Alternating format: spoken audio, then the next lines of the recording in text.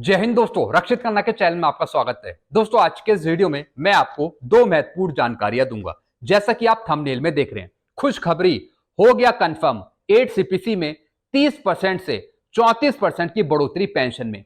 Arrear 2026 से मिल गई राहत। जी हाँ दोस्तों, एक खबर आ रही है 8 सीपीसी के बारे में, जिसमें बताया जा रहा है कि 8 सीपीसी में पेंशनर्स की पेंशन बढ़ेगी 14% से लेके 34% के बीच में। साथ ही साथ पेंशनर्स को राहत दी जाएगी 8 सीपीसी में और एरियर दिया जाएगा 2026 से। क्या है पूरी जानकारी, आगे समझाऊंगा। फिर क्या लिखा है, पेंशन भत्तों सैलरी में बढ़ोतरी होगी 8 सीपीसी में। पेंशन बढ़ेगी, सैलरी बढ़ेगी और भत्ते भी बढ़ेंगे। पूरी जानकारी आगे समझाऊंगा।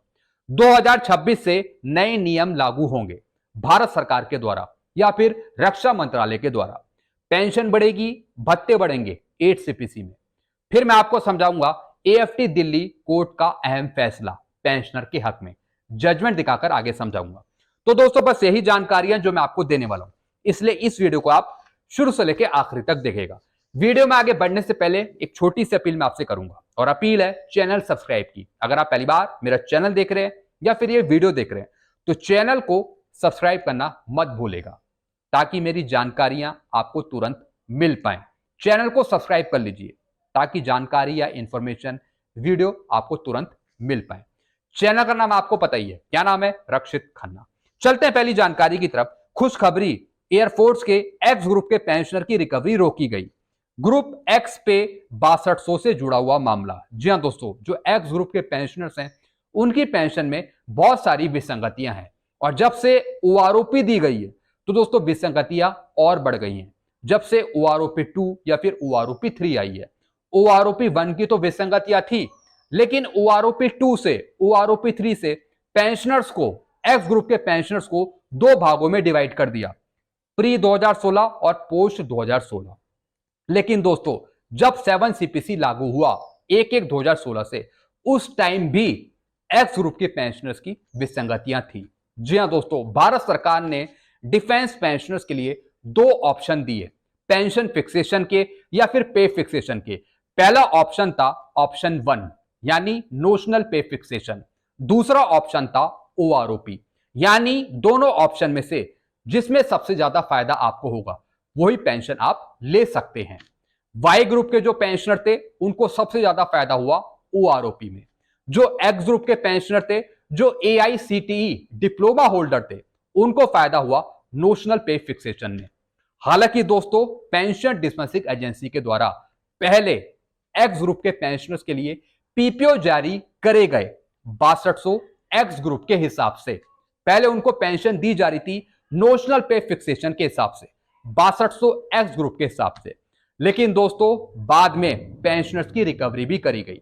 अभी तक उनकी रिकवरी हो रही थी, जिसके लिए कुछ एक्स ग्रुप के पेंशनर्स एआईसीटी डिप्लोमा होल्डर वो चले गए कोर्ट केस। एएफटी दिल्ली चले गए, कुछ चले गए एएफटी लखनऊ चले गए, कुछ चले गए एएफटी चंडीगढ़।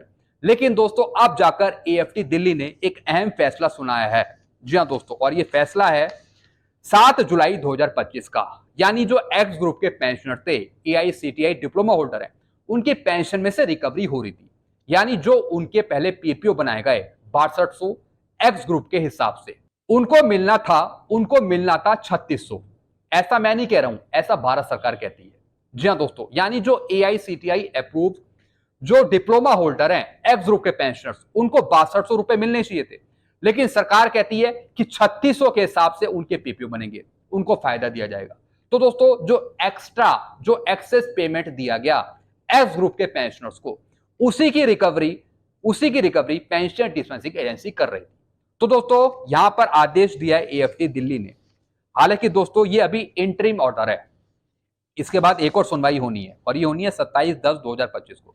जब तक कि फाइनल सुनवाई नहीं निपटती, तो उससे पहले स्टे ले लिया है रिकवरी में, जब तक पेंशन की कोई रिकवरी नहीं होगी, और साथ ही साथ टोटल पेंशन उनको दी जाएगी बिना कोई रिकवरी करे। जी हाँ दोस्तों, तो दोस्तों, ये चीज मैंने आपको समझाई जो एक्स ग्रुप के पेंशनर थे। अब फैसला आ चुका है, फैसले के अंतर्गत अब रिकवरी नहीं होगी और पूरी पेंशन मिलेगी एक्स ग्रुप के पेंशनर्स को। और साथ ही साथ मिनिस्ट्री ऑफ डिफेंस को नोटिस जारी करके मिनिस्ट्री ऑफ डिफेंस से सवाल जवाब पूछे हैं कोर्ट ने। जी हाँ दोस्तों, सवाल ये पूछा गया है कि भैया पहले 6200 ग्रुप के हिसाब से आपने पीपीओ जारी कर दी है, उसके बाद आप पेंशन भी देने लगे, लेकिन बाद में फिर आप रिकवरी कर रहे हो, ऐसा क्यों? जी हाँ दोस्तों, क्योंकि दोस्तों रूल्स के मुताबिक जो एक्स ग्रुप के पेंशनर्स हैं, अगर वो एआईसीटीई डिप्लोमा होल्डर हैं तो फिर उनको 6200 रुपए दिए जाएंगे। जी हाँ दोस्तों, अब दोस्तों ये 6200 रुपए कैसे दिए जाते हैं? ये दिए जाते हैं बेसिक पे में ऐड करके। जी हाँ दोस्तों, यानी इसका होता है नोशनल पे फिक्सेशन, जिसमें बेसिक पे, ग्रुप पे, एक्स ग्रुप पे, फिर क्लास पे अलाउंस प्लस मिलिट्री सर्विस पे, ये सब चीजें जोड़ी जाती हैं और फिर उसका आधा करके आपको पेंशन दी जाती है। तो दोस्तों जो ऑप्शन वन है वो फायदेमंद है उन पेंशनर्स के लिए जो एआईसीटी डिप्लोमा होल्डर हैं एक्स ग्रुप के। ओआरओपी से ज्यादा फायदा 6200 एक्स ग्रुप पे में है।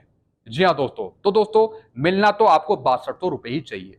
अब भारत सरकार मिनिस्ट्री ऑफ डिफेंस किस वजह से आपको 6200 रुपए नहीं दे रही, वो भारत सरकार ही जाने।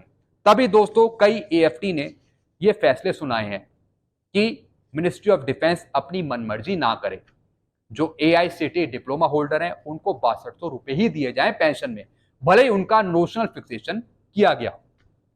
तो दोस्तों ओआरओपी में फायदा नहीं है, वो फायदा है नोशनल पे फिक्सेशन में।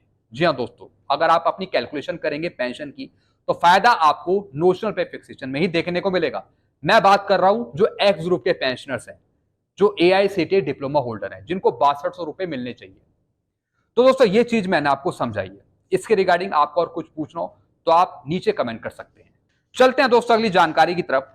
8 सीपीसी में देरी का क्या असर पड़ेगा सरकारी कर्मचारियों पर या फिर पेंशनर्स पर? समझिए। जी हाँ दोस्तों, एक रिपोर्ट आई है मेरे पास जिससे बताया गया है कि 8 सीपीसी में अगर देरी होती है, सही टाइम पर आपको 8 सीपीसी नहीं मिलता, तो सरकारी कर्मचारियों पर, पेंशनर्स पे इसका क्या असर पड़ेगा।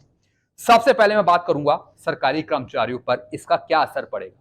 पेंशनर्स पे इसका कोई असर नहीं पड़ेगा, लेकिन जो सरकारी कर्मचारी हैं, जो सर्विंग है, जॉब कर रहे हैं, उन पर असर पड़ेगा। क्या असर पड़ेगा? 7 सीपीसी की तरह भत्तों में नुकसान का सामना करना पड़ा था सरकारी कर्मचारियों को, अब 8 सीपीसी में भी नुकसान होगा सरकारी कर्मचारियों को। जी हाँ दोस्तों, जो भत्ते हैं, अलाउंसेस हैं, वो 8 सीपीसी में बढ़ तो जाएंगे, लेकिन क्या फायदा उसका सरकारी कर्मचारियों को ठीक टाइम पर मिल पाएगा? ये सोचने वाली बात है। जी हाँ दोस्तों, जितना 8 सीपीसी लेट होगा, जितना 8 सीपीसी देरी से मिलेगा, उसका फायदा, भत्तों का फायदा सरकारी कर्मचारियों को नहीं मिल पाएगा। इसका मैं आपको एक उदाहरण दे रहा हूं 7 सीपीसी का। 7वें वेतन आयोग में क्या हुआ था? इसकी घोषणा फरवरी 2014 में हुई थी, लेकिन इसे जनवरी 2016 में लागू किया था। 1/1/16 से आपको बेनिफिट मिला था 7 सीपीसी का, साथ ही साथ पेंशनर्स को पुराना एरियर भी दिया गया 1/1/2016 से। लेकिन जो आपके भत्ते बढ़ाए गए, जो अलाउंसेस बढ़ाए गए, उसका फायदा दिया गया जुलाई 2017 से। जी हाँ दोस्तों, जुलाई 2017 से भत्ते अलाउंस स्वीकृत हुए थे। जी हाँ दोस्तों, उस पर मोहर लगी थी, लेकिन 1/1/16 से जुलाई 2017 के बीच का अलाउंसेस का एरियर नहीं मिला सरकारी कर्मचारियों को। तो 7 सीपीसी में अलाउंसेस पर नुकसान हुआ था सरकारी कर्मचारियों को। ठीक इसी तरीके से 8 सीपीसी में सरकारी कर्मचारियों को नुकसान हो सकता है अगर सरकार सही टाइम पे 8 सीपीसी लागू नहीं करती। अब दोस्तों इसमें कौन कौन से भत्ते हैं, जैसे कि परिवहन भत्ता है, या फिर एचआरए है, या फिर जवानों के कुछ और भत्ते हैं, उन पर नुकसान होगा जवानों को या फिर सरकारी कर्मचारियों को। यानी अगर सही टाइम पर 8 सीपीसी लागू नहीं होता, अगर 8 सीपीसी 2027 में लागू होता है तो 1/1/2026 से और 27 के बीच का जो एरियर है अलाउंसेस का, भत्तों का, वो नहीं मिल पाएगा सरकारी कर्मचारियों को, जैसा कि 7 सीपीसी में नहीं मिला था।